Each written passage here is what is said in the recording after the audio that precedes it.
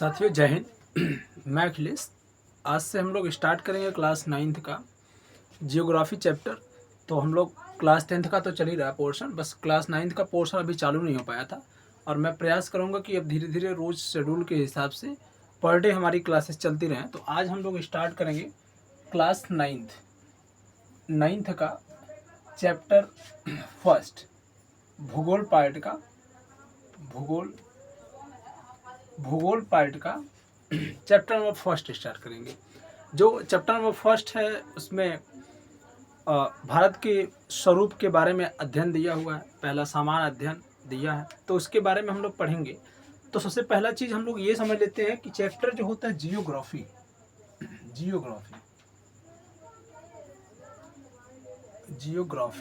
तो जियोग्राफी क्या है?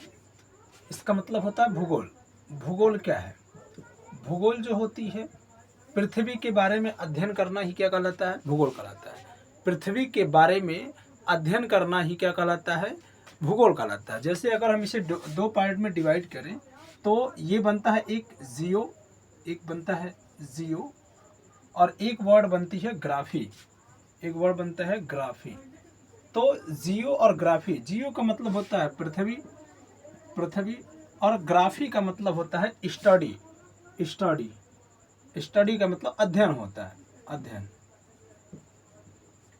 तो जहाँ कहीं भी हम लोग अगर दोनों को मिला दें तो जहाँ कहीं भी वो ऐसा जगह जहाँ पर हम लोग क्या करते हो, पृथ्वी और अध्ययन, पृथ्वी का अध्ययन करते हो तो क्या कहलाता है? वही जियोग्राफी कहलाता है। तो जियोग्राफी का मीनिंग क्या होता है, सही मतलब क्या होता है? वो सही मतलब होता है जियोग्राफी का पृथ्वी का अध्ययन। तो पृथ्वी का अध्ययन जहाँ कहीं भी किया जाता है उसे हम लोग क्या बोलते हैं? जियोग्राफी बोलते हैं। इसके बारे में सबसे पहले इरेटोस्थनीज ने बताया था।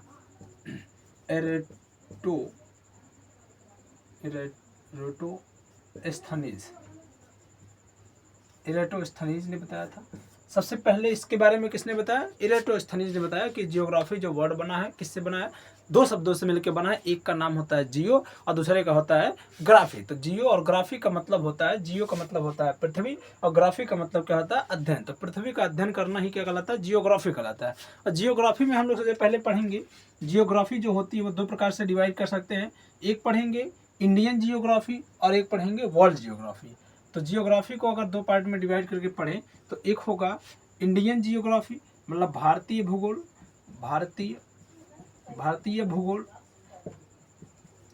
और दूसरा हम लोग पढ़ेंगे विश्व का भूगोल।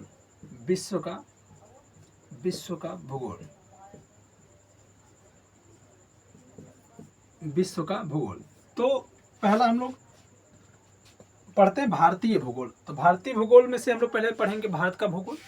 भारत का भूगोल क्या है, किस तरीके से भारत बना हुआ है, कैसे भारत बना, किस तरीके से भारत की खोज हुई, कैसे भारत आया, तो इसके बारे में अध्ययन करेंगे। समान अध्ययन करेंगे भूगोल के बारे में, भारत के भूगोल के बारे में। तो भारत का जो भूगोल पढ़ेंगे उससे पहले हम लोग ये जान लेते हैं, भारत जो पृथ्वी है हमारी, ये पृथ्वी पूरी पृथ्वी पर 7 कंटेंट्स होते हैं, 7 महाद्वीप हैं और 7 महाद्वीपों में से एक महाद्वीप है एशिया महाद्वीप। कौन सा है महाद्वीप? एशिया महाद्वीप है। और एशिया महाद्वीप में ही हमारा भारत स्थित है। 7 महाद्वीप में से कितने महाद्वीप है टोटल महाद्वीपों की संख्या है 7। कितने महाद्वीप हैं? महाद्वीपों की संख्या जो है, महाद्वीप की संख्या कितनी है? 7 है। और उन 7 महाद्वीपों में से एक महाद्वीप होता है एशिया महाद्वीप और इसी एशिया महाद्वीप में ही हमारा भारत स्थित है। यही 7 महाद्वीपों में से भारत हमारा क्या है? स्थित है। तो हम लोग पहले ये समझ लेते हैं कि जो भूगोल है ये कहाँ से कैसे कैसे क्या हुआ, भारत के बारे में थोड़ी बहुत अध्ययन करते हैं, सामान्य चीज़ें। तो सबसे पहले भारत के पास भारत जो बना हुआ है, भारत, इसमें क्या होता था? सबसे पहले 28 राज्य होते थे। 28 नहीं बल्कि 29 राज्य हुआ करते थे। इसके पास 29 राज्य होते थे तथा 7 केंद्र शासित प्रदेश होते थे। केंद्र शासित प्रदेश हुआ करते थे। तो देखिए होता क्या है कि अच्छा, राज्य क्या होता है? राज्य वो होता है जहाँ पर हमारे देश में 28 राज्य इस समय है। पहले की बात मैं ये बता रहा हूँ, पहले ये लिख लेते हैं हम। पहले भारत में क्या होता था 29 राज्य होते थे और 7 केंद्र शासित प्रदेश होते थे। तो राज्य जो था 29 राज्य होते थे। 29 राज्यों में से अलग अलग विधानसभा था, अलग अलग सबका विधानमंडल होता था, विधान परिषद हुआ करता था।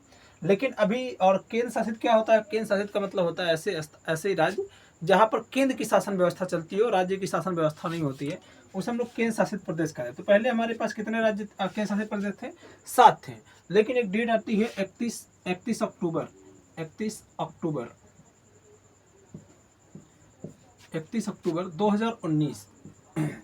31 अक्टूबर 2019 को क्या कर दिया गया? हमारे देश में एक राज्य होता जम्मू कश्मीर हुआ करता था पहले।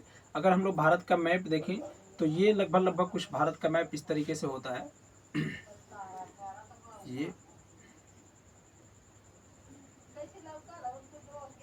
ये कुछ करीब ऐसे ही भारत का वो है। भारत का ये मैप लगभग ऐसे होता है और इसमें ये जो है ये क्या है? जम्मू कश्मीर होता है। ये जम्मू और कश्मीर था और जम्मू कश्मीर को क्या कर दिया गया? 31 अक्टूबर 2019 को 31 अक्टूबर 2019 को, ये डेट जरूरी है, ये डेट याद रखिए कि 31 अक्टूबर 2019 को ये क्या कर दिया गया? ये जम्मू और कश्मीर को तोड़ दिया गया और जम्मू कश्मीर को राज्य के दर्जा से हटा करके इसको क्या कर दिया गया?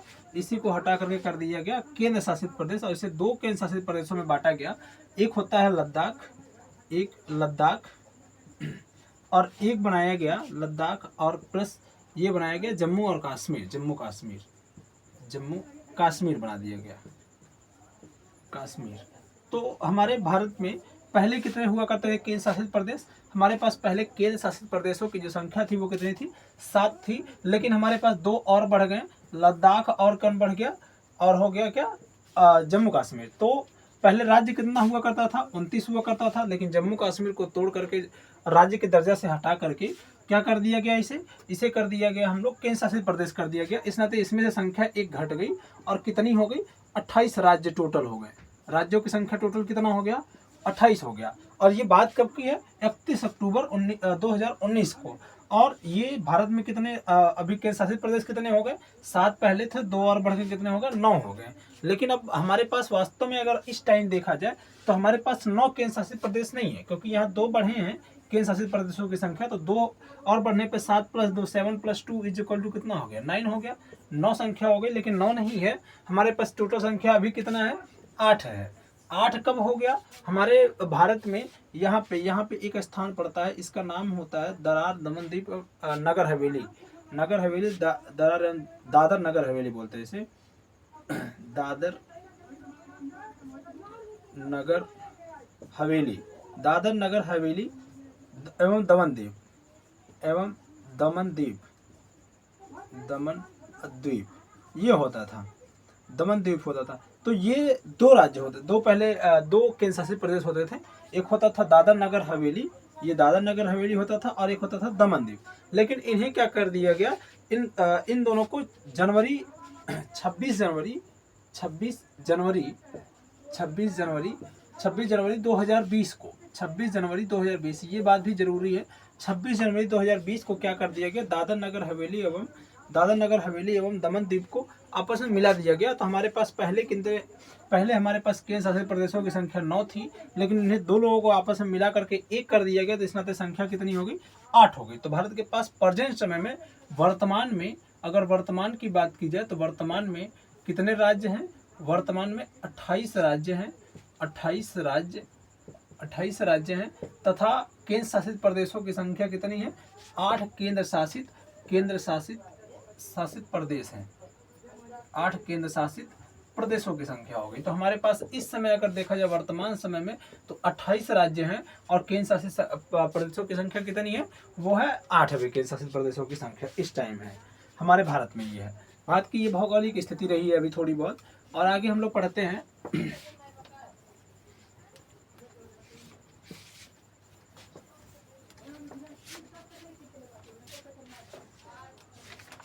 तो हम लोग अब जानते हैं कि भारत की क्षेत्रफल कितना है। भारत का जो क्षेत्रफल है वो भारत का क्षेत्रफल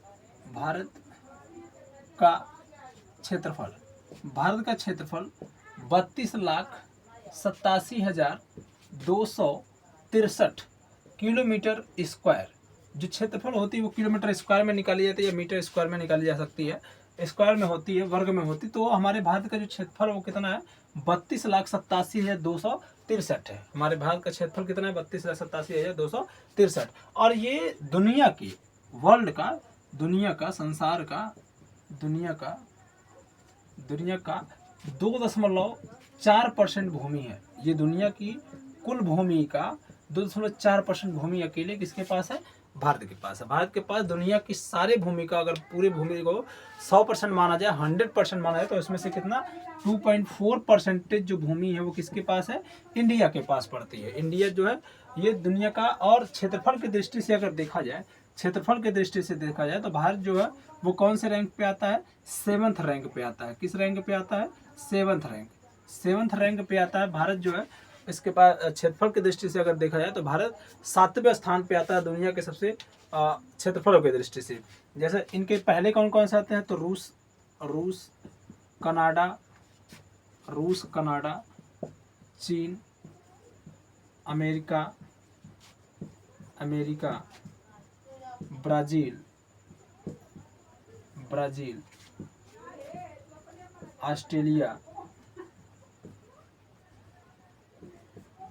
ऑस्ट्रेलिया, कितने हो गए, 1 2 3 4 5 6, और आता है भारत, ये 7वें नंबर पे आता है।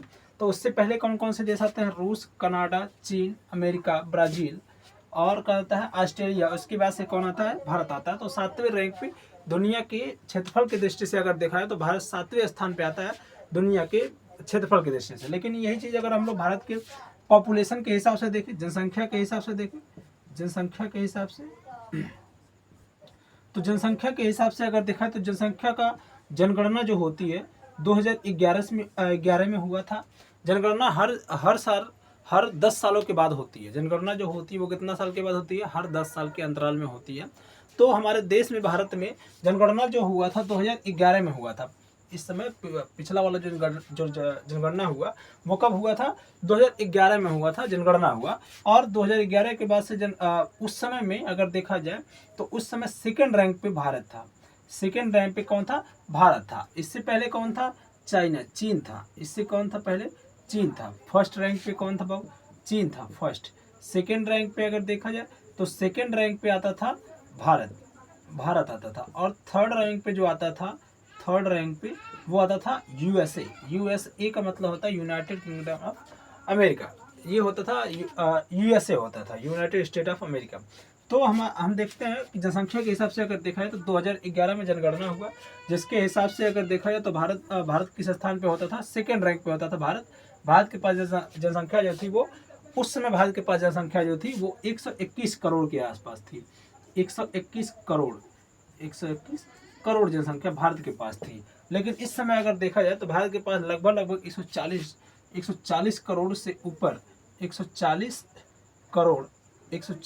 करोड़ प्लस जनसंख्या इस समय भारत की है। अतः इससे माना जाता है कि हालांकि जनगणना हमारा 2021 में होना चाहिए था, 10 साल के बाद, 2011 और प्लस जैसे ही करेंगे 10 तो हो जाएगा 2021 में क्या होना चाहिए था, जनगणना होना चाहिए था। लेकिन इस समय हमारे भारत में ही नहीं बल्कि पूरे ब्रह्मांड में एक संकट फैली थी जिसका नाम था कोरोना महामारी। इसमें कोरोना महामारी फैलने के कारण, कोरोना के कारण से यहाँ पर भारत में जनगणना नहीं हो सकी, और कोरोना के कारण अभी भी जनगणना नहीं हो पाई है, और जिससे एग्जैक्ट वैल्यू का पता लगा पाना बड़ा मुश्किल है इस नाते। लेकिन फिर भी माना जाता है कि संसार में सबसे जनसंख्या जिस तरीके से बढ़ रही थी, वैसे माना जाता है कि भारत दुनिया का सबसे पहला, अब के हिसाब से देखा जाए तो दुनिया का सबसे पहला जनसंख्या वाला देश है, वो कौन है, भारत है। भारत इस समय दुनिया का सबसे पहला देश हो गया है जनसंख्या के हिसाब से। अब हम लोग पढ़ते हैं कि भारत की स्थिति कहाँ पे है, किस तरीके से भारत कहाँ पर स्थित है, कैसे स्थित है, इसके बारे में हम लोग पढ़ लेते हैं। तो भारत में सबसे पहला चीज़ हम लोग देखते हैं कि एक वर्ल्ड मैप वो बनाते हैं, वर्ल्ड का ग्लोब। ये अगर देखा जाए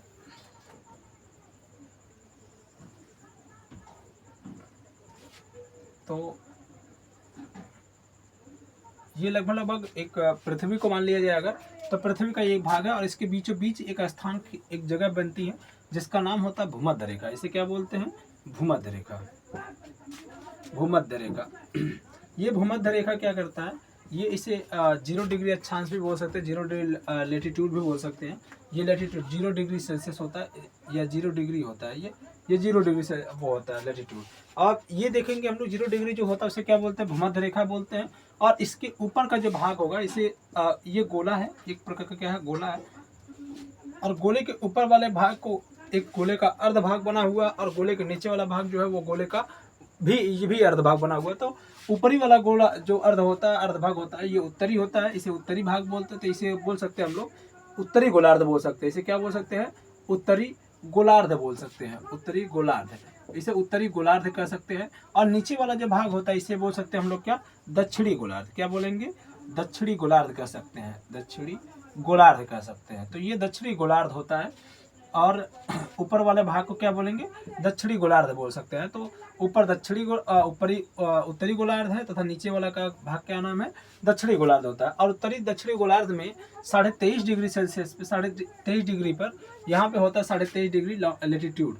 23.5 डिग्री मतलब 23 सही 1/2 जो होता है डिग्री होती है। इसको हम लोग बोलते हैं कर्क रेखा। इसे क्या बोलते हैं हम लोग, कर्क रेखा बोल सकते हैं। इस वाले रेखा को क्या बोलते हैं, कर्क रेखा बोलते हैं, कर्क रेखा, कर्क रेखा, कर्क रेखा होता है। तथा इसके नीचे भी उसी 23 डिग्री पर ही होता है एक रेखा होती है 23.5 डिग्री पर, 23.5 डिग्री पर होती है। इसे हम लोग बोल सकते हैं मकर रेखा। इसे क्या बोलते हैं हम लोग, मकर रेखा बोलते हैं, मकर रेखा, मकर रेखा। तो कर्क रेखा और मकर रेखा में अगर देखा जाए तो कर्क रेखा जो होती है वो भारत यही कर्क रेखा पर ही स्थित है। भारत को अगर बनाया जाए तो भारत लगभग यहीं पे कहीं ऐसे स्थित है, इस तरीके से कुछ ऐसे स्थित है भारत यहाँ पे। तो ये भारत होता है, ऐसे समझ लीजिएगा कि ये भारत है। तो ऐसे भारत यहाँ पर स्थित है। और अगर गोलार्ध के हिसाब से अगर पूछा जाए कि भारत किस गोलार्ध में स्थित है, तो भारत उत्तरी गोलार्ध में स्थित है। कहाँ पे स्थित है, उत्तरी गोलार्ध में स्थित है। तथा ये किस स्थान पे, किस रेखा पर स्थित है, कर्क रेखा पर स्थित है। कर्क रेखा भारत से ही होकर के जाती है। और इसका एक भाग और अगर देखा जाए, इसका एक भाग और बनाया जाए तो इसके ये होता है भूमध्य। और देशांतर अगर बनाया जाए भूमध्य रेखा के हिसाब से, इसे अगर हमने बनाया है गोलार्ध के हिसाब से, उत्तरी गोलार्ध और दक्षिणी गोलार्ध बना। और अगर हम लोग इसी में क्या करते हैं, देशांतर बनाते हैं, तो देखिए लॉन्गिट्यूड क्या बनती है, लॉन्गिट्यूड। अगर एक रेखा इस तरीके से बना लिया जाए, इसमें क्या किया जाए, ऊपर नीचे से खींच लिया जाए रेखा, तो ये वाली जो बनेगी इसे क्या बोलेंगे, पूर्वी गोलार्ध। और इसे क्या बोलेंगे, पश्चिमी गोलार्ध भी कह सकते हैं। अगर इस तरीके से बनाया जाए तो इसको बोल सकते हैं पूर्वी गोलार्ध। इसे क्या बोलेंगे, पूर्वी गोलार्ध, पूर्वी गोलार्ध, इसे बोलते हैं पूर्वी गोलार्ध। और इसे क्या बोल सकते हैं, पश्चिमी गोलार्ध, पश्चिमी गोलार्ध, इसे बोलेंगे पश्चिमी गोलार्ध। ये पश्चिमी गोलार्ध होता है। और भारत अगर पूछा जाए कि किस गोलार्ध में स्थित है, तो उसे हम लोग क्या बोलेंगे, भारत पूर्वी गोलार्ध में स्थित है। भारत कहाँ पे स्थित है, भारत कहीं यहीं कहीं स्थित है, लगभग अगर देखा जाए तो भारत यहीं पर स्थित है, ऐसे कुछ। तो ये होता है कौन सा गोलार्ध, ये होता है, ये भारत है। और भारत किस गोलार्ध में स्थित है, पूर्वी गोलार्ध में। और इस रेखा को क्या बोलते हैं, इसे बोलते हैं देशांतर रेखा। क्या बोलते हैं, देशांतर रेखा बोलते हैं। इसको देशांतर रेखा बोला जा सकता है, देशांतर रेखा होता है। ठीक है, इतनी बातें हमें आशा करते हैं समझ में आई होंगी। और आगे हम लोग समझते हैं, अब भारत का एक मैप बनाते हैं और भारत के बारे में थोड़ी बहुत चीज़ें समझते हैं। तो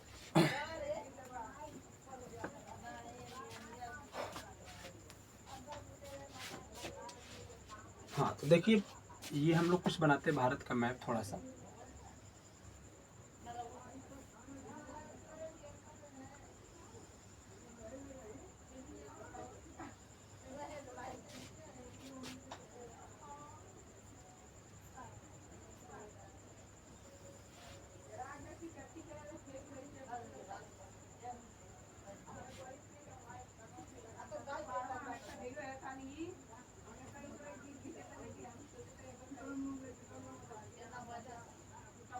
ये भारत का मैप है। और इस भारत के मैप में हम देख पा रहे हैं कि भारत का जो सबसे ऊपरी बिंदु होता है, ऊपरी राज्य होता है, उत्तरी राज्य से बोल सकते हैं भारत में। ये हम समझ लेते हैं कि ये वाले इसे समझ लेते हैं कि कौन सी दिशा किधर होती है। तो भारत का ये वाला होता है पूर्वी, इसे ईस्ट भी कह सकते हैं, ईस्ट। और इसे हम लोग क्या होता है, वेस्ट कह सकते हैं। और इसे बोलते हैं नॉर्थ, और इसे क्या बोलते हैं, साउथ बोलते हैं। तो ये होता है पूर्वी, पूर्व होता है पूर्व। और ये क्या होता है, पश्चिम होता है, पश्चिम। और ये क्या होता है, ये उत्तर होता है, उत्तर, और ये क्या होता है, दक्षिण होता है, ये दक्षिण भाग होता है।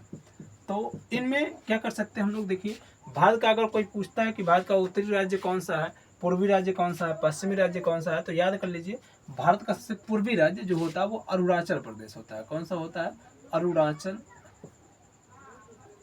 अरुणाचल प्रदेश, अरुणाचल प्रदेश होता है, अरुणाचल प्रदेश। इसे शॉर्ट फॉर्म में एपी भी कह सकते हैं, अरुणाचल प्रदेश होता है।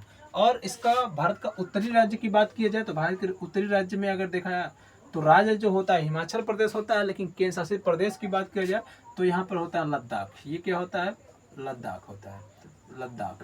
भारत का उत्तरी जो केंद्र शासित प्रदेश होता है वो क्या है, लद्दाख है। तथा भारत का उत्तरी जो प्रदेश है उसका नाम है हिमाचल प्रदेश, हिमाचल, हिमाचल प्रदेश होता है, हिमाचल प्रदेश होता है। जबकि अगर पश्चिमी का बात की जाए, पश्चिमी राज्य की बात, तो यहाँ पे आता सबसे जो पश्चिमी बिंदु होता है उसका राज्य का नाम है गुजरात। इसका नाम क्या है, गुजरात है, ये गुजरात होता है। तथा अगर दक्षिणी बात की जाए तो यहाँ पे पड़ता है एक राज्य पड़ता है तमिलनाडु। क्या पड़ता है, तमिलनाडु, तमिलनाडु पड़ता है, ये तमिलनाडु होता है। अच्छा, अब हम लोग ये समझ लेते हैं कि इसमें कौन कौन से बिंदु कहाँ कहाँ कौन कौन सा बिंदु पाया जाता है। जैसे उत्तरी बिंदु क्या होता है, पूर्वी बिंदु क्या होता है, पश्चिमी बिंदु क्या होता है, ये इसके बारे में हम लोग जान लेते हैं। तो भारत का सबसे उत्तरी बिंदु जो होता है वो इंदिरा कॉल होता है, और दक्षिणी बिंदु जो होता है वो कन्याकुमारी होती है। उत्तरी बिंदु इंदिरा कॉल, इसका लद्दाख में पड़ती है एक बिंदु जिसका नाम होता है इंदिरा कॉल। इसका क्या नाम है, इंदिरा कॉल, इंदिरा कॉल, इसका नाम है इंदिरा कॉल, ये इंदिरा कॉल होता है। तथा इसका दक्षिणी बिंदु जो होता है, मुख्य भूमि का अगर दक्षिणी बिंदु का बात किया जाए तो मुख्य भूमि का दक्षिणी बिंदु जो होता है उसका क्या नाम है, कन्याकुमारी, कन्याकुमारी, इसका स्थान का नाम है कन्याकुमारी। और अगर हम लोग बात करें कि भारत का पूर्वी राज्य और भारत का पूर्वी बिंदु क्या होता है और पश्चिमी बिंदु क्या होता है, तो वो होता है किबुतु। पूर्वी बिंदु जो होता है वो किबुथु होता है, किबुतु और गुहार माता। पश्चिमी बिंदु जो होता है वो क्या होता है, गुहार माता। यहाँ पे एक स्थान पड़ती है, इसका नाम है क्या, गुहार माता भी कह सकते हैं, गुहार माता, गुहार माता। और इसका जो पूर्वी बिंदु होता है उसका क्या नाम है, अरुणाचल प्रदेश में पड़ता है, इसका नाम होता है किबिथु, किबिथु, ये होता है। तो याद कर लीजिए भारत का पूर्वी राज्य कौन सा होगा, भारत का पूर्वी बिंदु क्या होता है, उसका नाम होता है किबिथु, और इसका पश्चिमी बिंदु क्या होता है, गुहार माता होता है, या गुहार मोती भी कहते हैं कहीं कहीं। और इसका उत्तरी बिंदु जो होता है लद्दाख में पड़ता है, उसका नाम होता है इंदिरा काल। और भारत का दक्षिणी बिंदु जो होता है उसका नाम है क्या, कन्याकुमारी, जो तमिलनाडु में पड़ता है। ये मुख्य भूमि की बात रही। अगर मुख्य भूमि से छोड़ दिया जाए तो इसके नीचे जो पड़ता है वो हिंद महासागर पड़ता है। इसके नीचे कौन सा सागर पड़ता है, हिंद महासागर पड़ता है, इसके हिंद महासागर, इसके नीचे हिंद महासागर पड़ता है। जबकि इधर पड़ता है अरब सागर, अरब सागर। और इसके इधर पड़ता है West Bengal, Bay of Bengal, Bengal की खाड़ी पड़ता है, बंगाल की खाड़ी, ये बंगाल की खाड़ी होती है। और बंगाल की खाड़ी में ही कुछ स्थान है जिसका नाम होता है अंडमान निकोबार द्वीप समूह। यहाँ पे पड़ता है अंडमान निकोबार द्वीप समूह पड़ते हैं, अंडमान निकोबार द्वीप समूह होते हैं। यहाँ द्वीपों का बहुत सारा समूह है, द्वीप समूह है।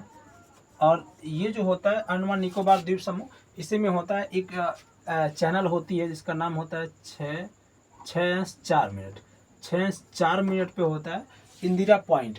सबसे अगर मुख्य भूमि की बात नहीं किया जाए तो सबसे दक्षिणी बिंदु क्या होता है, इंदिरा पॉइंट होता है। नाम याद कर लीजिए कि इसका जो सबसे दक्षिणी बिंदु होता है उसका क्या नाम है, इंदिरा पॉइंट नाम है, इंदिरा पॉइंट।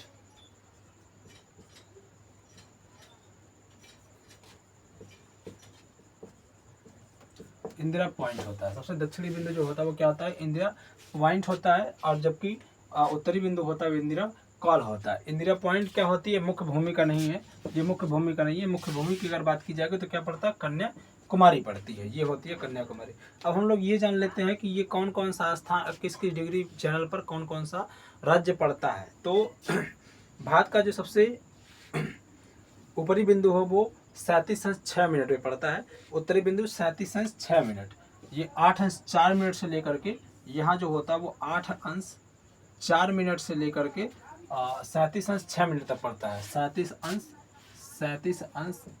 6 मिनट तक का पड़ता है। ये होता है भारत की विस्तार जो होती है वो कहाँ से कहाँ तक होती है, 8 अंश 4 मिनट से लेकर के 37 अंश 6 मिनट तक का होता है। जबकि भारत का 68 अंश 7 मिनट से लेकर के 68 अंश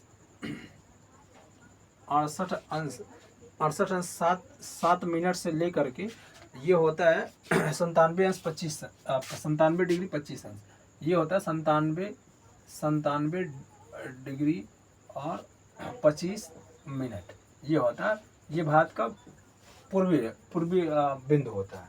तो ये भारत की पूरी जानकारी रही। मुझे आशा करता हूँ कि आप सभी लोगों को इतनी बातें समझ में आई होंगी। और इसी के साथ जय हिंद तथा